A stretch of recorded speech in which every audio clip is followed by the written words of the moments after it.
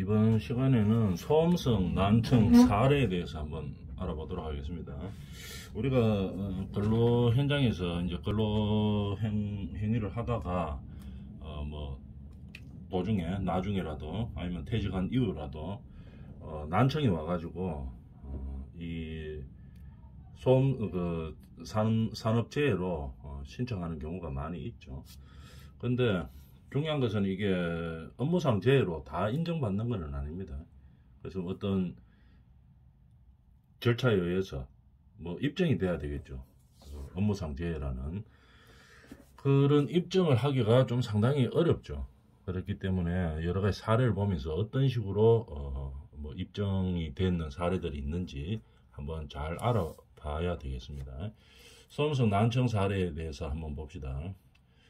이거 한번 읽어볼까요? 산업재해보상보호법에 의하여 소음성 난청으로 인정된 사례들 중에서 산업안전보건연구원에서 역학조사를 실시한 경우입니다. 이게 이제 소음성 난청을 이 업무상 재해로 볼 수 있냐 없냐 그런 기준들이죠. 한번 봐봅시다. 첫 번째 구분.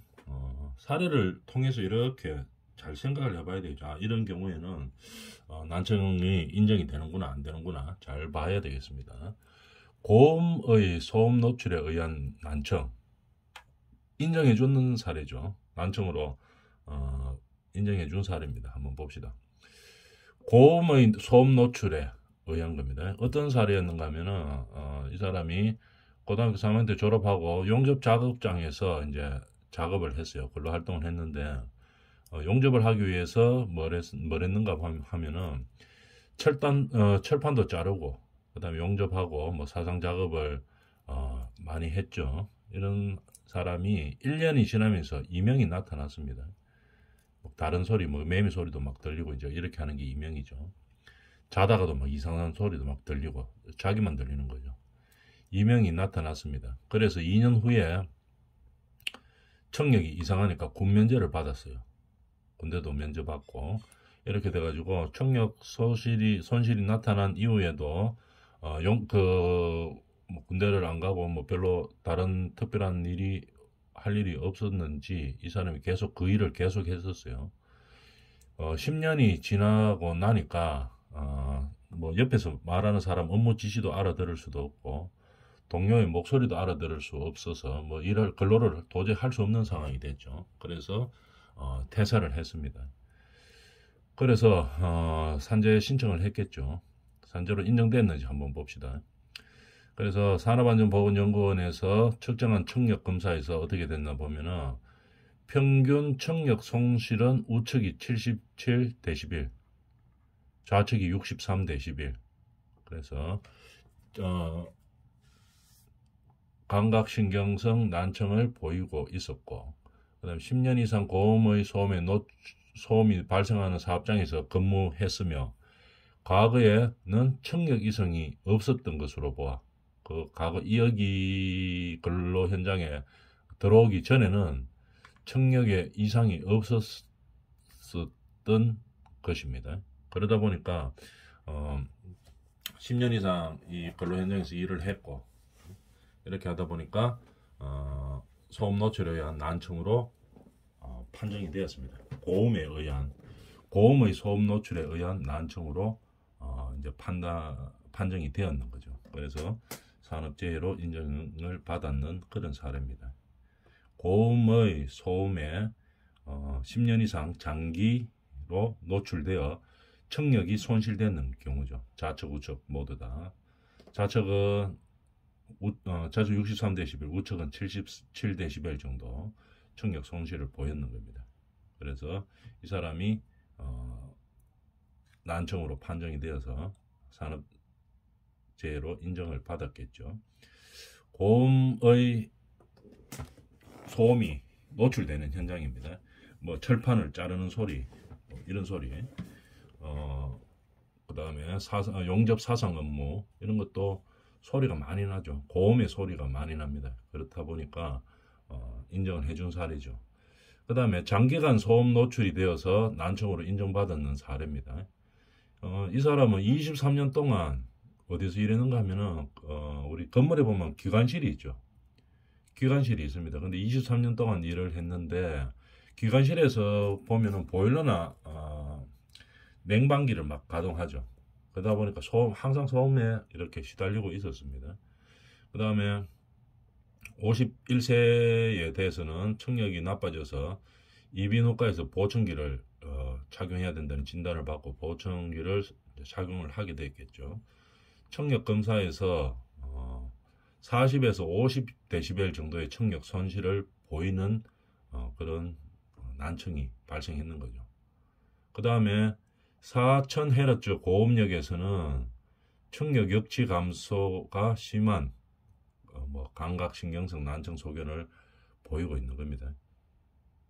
자, 그러면은 이 결과가 어떻게 됐나 한번 볼까요? 이런 상황에서 이 근로자는 소음은 비교적 크지 않는 곳에 있었었죠.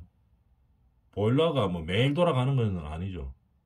겨울철에 뭐 돌아가고 이렇죠. 냉방기도 맨날 돌아가는 건 아니죠. 여름철에 좀 더울 때 돌아가고 이제 이렇게 하지만 그러니까 계속 노출된 게 아니고 간헐적으로 노출됐다고 볼 수 있겠죠. 간헐적으로 노출됐지만 장기간으로 소음에 노출이 됐죠. 이 사람의 경우에는 23년 동안 계속 노출이 됐는데 뭐 계속 연속적으로 노출은 되지 않았더라도 간헐적으로 노출되었는 경우지만 장기간 소음 노출에 의해서 소음에 노출이 됐는 거죠. 그래서 장기간 소음 노출에 의한 난청으로 인정을 받는 경우입니다. 이렇게 비교적 소음이 크지 않고 간헐적으로 발생하더라도 장기 노출이 되는 경우에 소음성 난청으로 인정받는 경우가 많이 있습니다. 그 다음에 차광공 근무로 인한 청력 손실 68세죠. 연세가 조금 많으신 분인데 근로자인데 62세부터 이제 일하기 시작했었습니다. 이 근로 현장에서 무슨 현장이었는가 하면 채석장입니다. 돌로 뭐 어떤 작업을 하는 거, 돌 깨고 뭐 이러는 작업이죠. 돌 갈고 이런 작업이죠. 여기도 엄청나게 소음이 많이 발생하죠. 돌을 깨야 되면은 뭐 브레카로 때려가지고 깨든지, 포크레인에 브레카 있죠. 그걸로 깨든지 아니면 큰 현장 같은 뭐 발파를 하든지 이제 그렇게 되겠죠. 채석장에서 천공 작업을 했네요. 그래서 발파할 때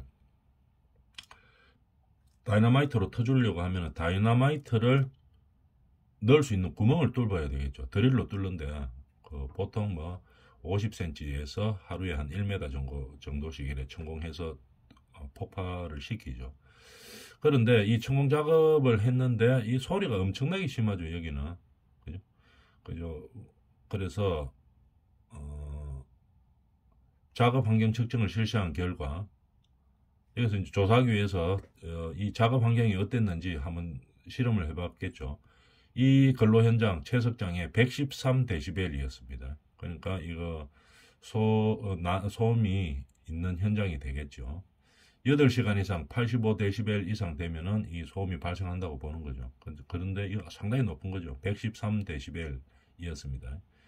청력 검사에는 좌측, 우측 70, 75dB 정도의 청력 손실을 잃었죠. 그 다음에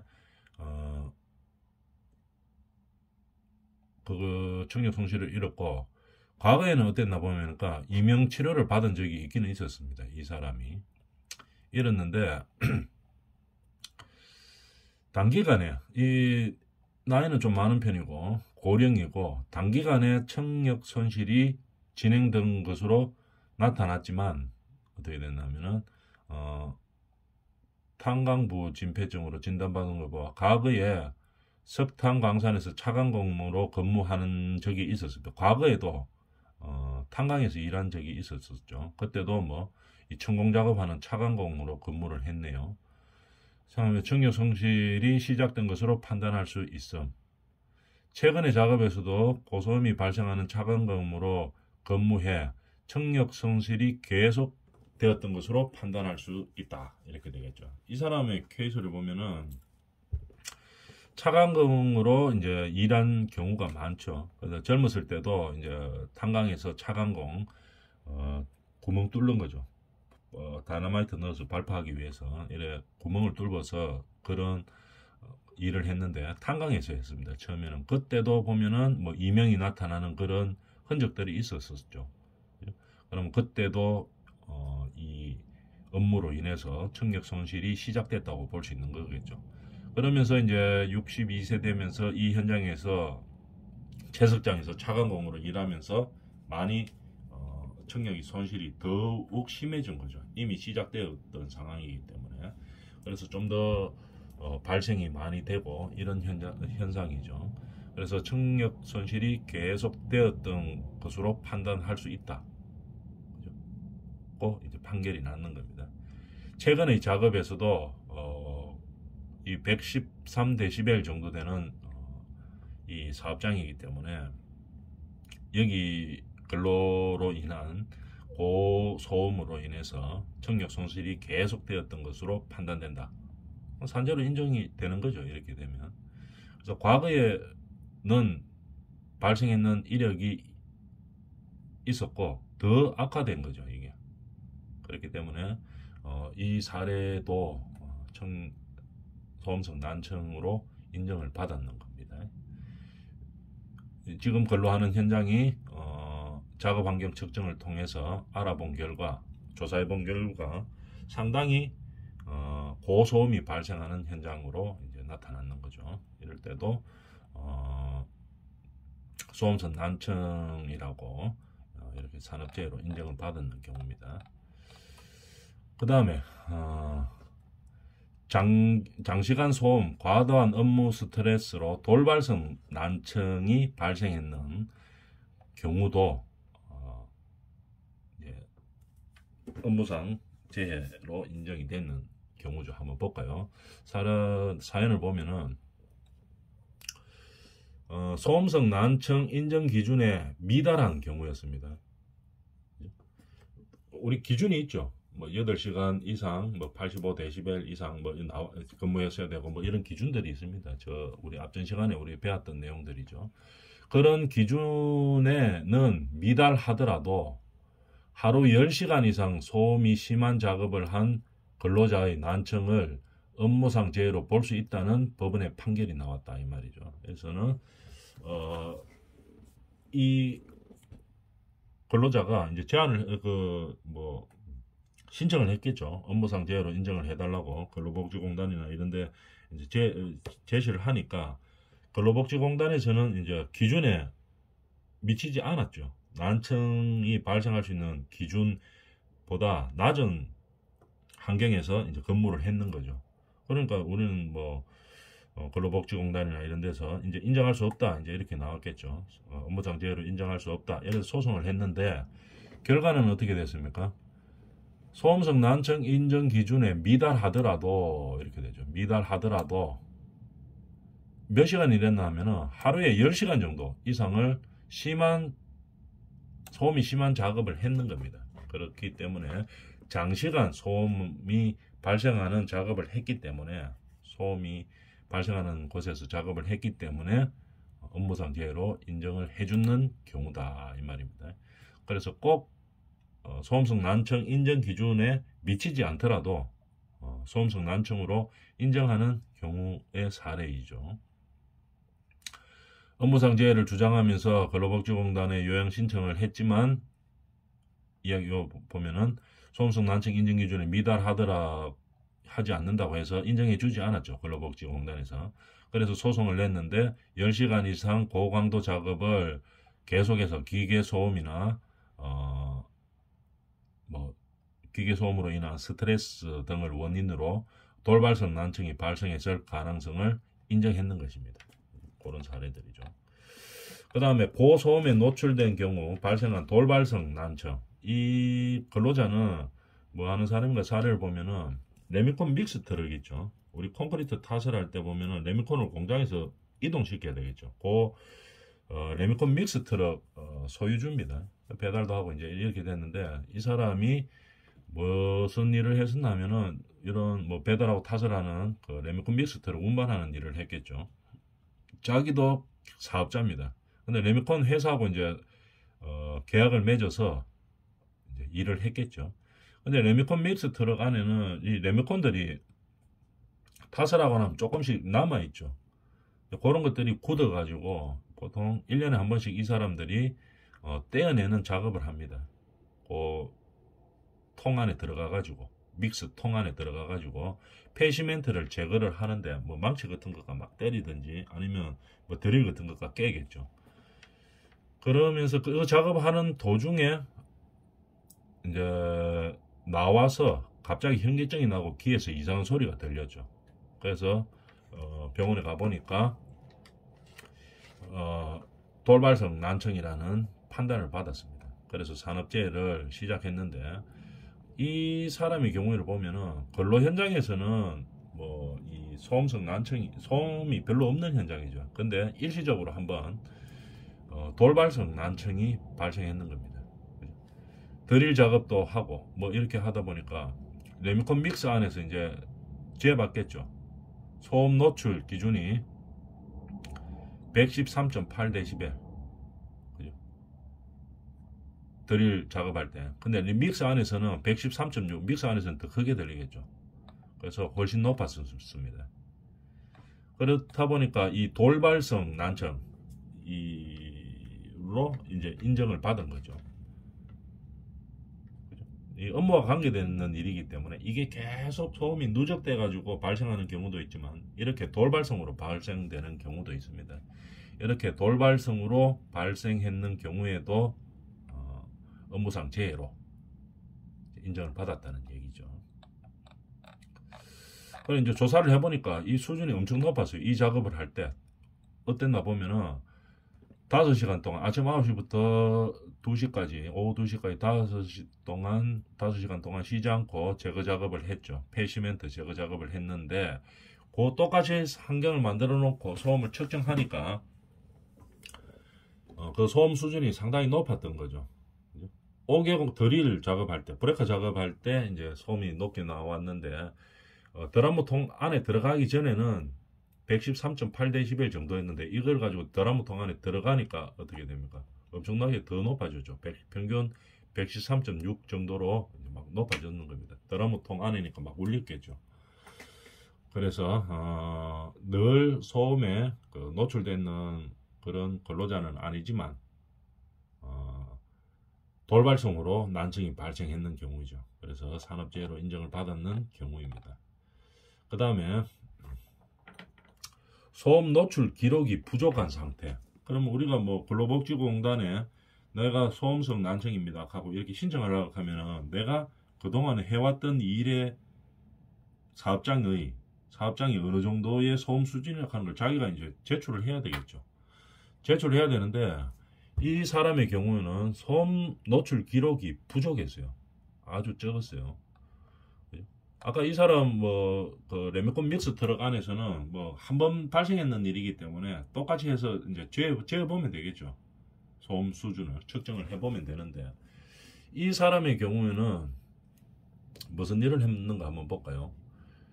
건축 현장, 공사 현장에서 소음이 심한 작업을 했습니다. 할석 작업을 했는데 벽체, 바닥, 천정, 내장재 등 시멘트 콘크리트를 깨고 갈아내는 작업. 건축에서는 견출이라고 이야기하는데 콘크리트를 타설하고 나면은 벽면 이런 게 두부 자르듯이 정확하게 딱 잘리는 게 아니죠. 뭐 조금 밀려가지고 울퉁불퉁하게 되는 부분들이 있습니다. 그런 거는 콘크리트를 조금 튀어나온 거는 깨내고 갈아내고 이렇게 하는 거죠. 많이 튀어나온 거는 갈아내고 그 다음 깨끗하게 깨내고 그 다음에 갈아내고 뭐 이런 작업을 합니다. 그러다 보니까 분진도 엄청 많이 일어나지만 소음도 엄청나게 많이 일어납니다. 견출 작업하는 사람들은. 근데 이 견출하는 작업 사람들이 뭐 그라인더로 막 갈아내고 한마디릴로 깨고 이렇게 하죠. 이제 뭐 깨고 콘크리트 막 깨내고 이제 이렇게 하다 보니까 엄청나게 이제 심한 소음 속에 시달리고 있었습니다.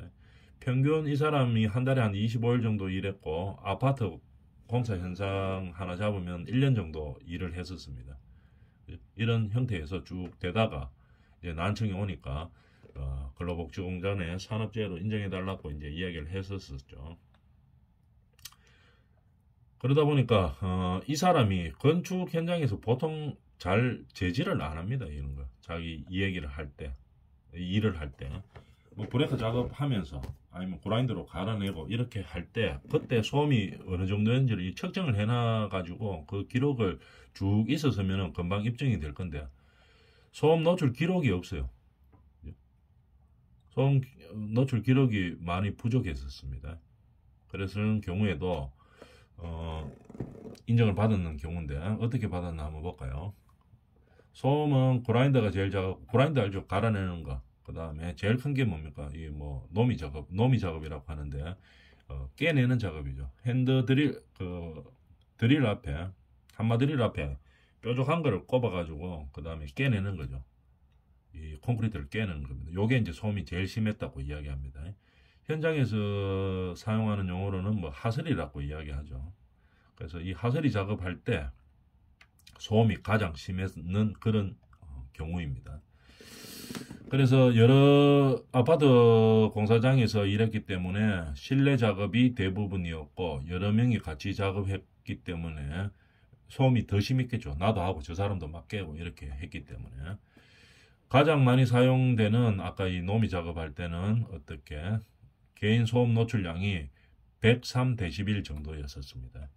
그래서 이 사람이 이걸 가지고 이제 가장 내가 했던 일 중에 가장 소음이 심한 이 노미 작업, 노미를 가지고 하는 아까 이야기했던 하설이 작업, 그 작업에서 난청이 온 것이다고 이제 주장을 했겠죠. 그러면은 이 노미 작업을 할 때 소음 수준을 측정을 해봤겠죠. 노출량이 평균 100.3dB로 나오면서 그동안에 이 사람이 했는 기간이 있죠. 그거하고 평균 내봤을 때 이런 것을 난청으로 볼 수 있다. 소음성 난청으로 보고 업무상 재해로 인정해 주는 경우입니다.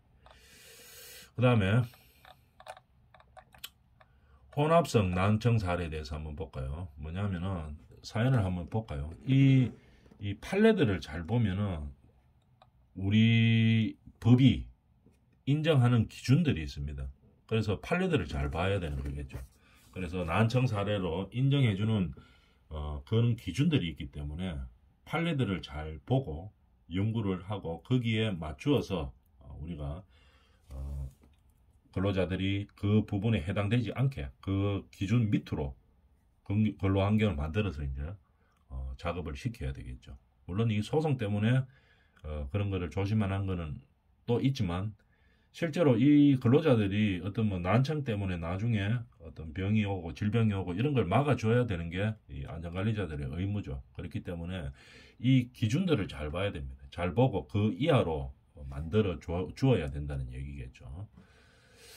자, 혼합성 난청입니다. 이런 사례만 봐도 알 수 있죠. 혼합성 난청가 여러 가지를 가지고 난청이 됐는 사례였겠네요. 한번 볼까요? 자동차 공장에 입사했죠. 그 다음에 뭐 옛날에 뭐 했는가 하면은 해머로 철판 펴는 작업을 했습니다. 그러니까 충격 소음이 엄청나게 강하게 나오는 그런 현장이었겠죠. 철판을 두드려 펴는 작업을 하는 거니까 충격음이 상당히 많은 작업입니다. 그래서 이명과 이통이 있었고 그 다음에 대화의 어려움을 겪어서 병원에 가보니까 중이염이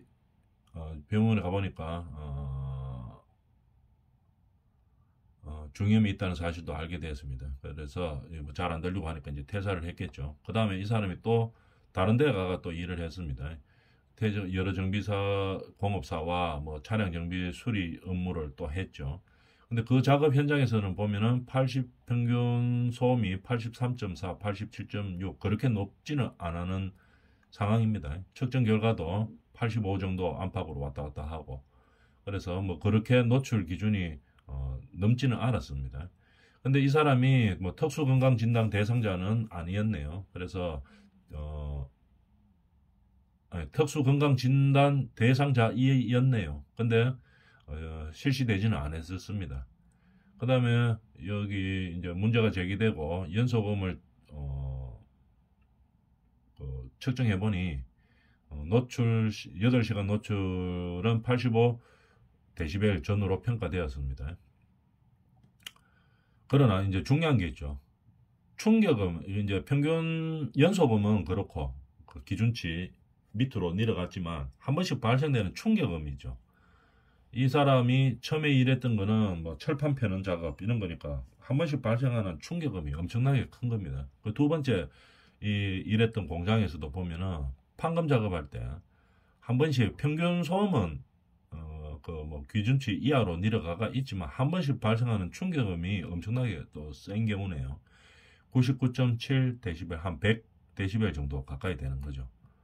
그래서 이 결론은 어떻게 났는가 보면은 과거에 청력에 영향을 줄 수 있는 질병력에 대한 정보는 없으나 퇴직 직후에 이제 검사를 해봤죠. 고막천공, 그 다음에 어떤 이루 소견과 뭐 육착 이렇게 여러 가지 상황을 종합해 봤을 때 소음성 난청으로 진단을 받고 이제 인정을 해주는 경우입니다. 그래서 혼합되어 있는 사례에도 과거에 어떤 근로 현장에서 일하다가 뭐 장애를 소음 난청 장애를 가지고 뭐 퇴사를 하게 됐고 그 다음 공장에서도 보면은 평균 소음은 낮았으나 충격음이 엄청나게 높은 그런 근로 현장이었죠. 그러다 보니까 결국 퇴사할 때 난청이 왔는 거죠. 그래서 이 사람이 이제 신청을 했겠죠. 업무상 재해라고 신청을 하니까 혼합되어 있는 그런 근로 현장이지만 난청으로 인정을 해주는 사례입니다. 이렇게 난청 사례에 대해서 판례 기준을 한번 우리가 살펴봤었죠. 그래서 이 우리가 근로자들의 안전관리를 할 때, 소음에 대한 안전관리를 할 때 이 사례에 대해서 법원의 평가가 어떻게 됐는지 판례들을 잘 판단을 해서 그 기준에 당해하지 않는 그 기준 이하의 우리 안전관리 지침을 만들어서 현장에 적용하고 그렇게 잘 대처를 해줘야 된다는 얘기입니다. 이번 시간은 여기까지 합니다.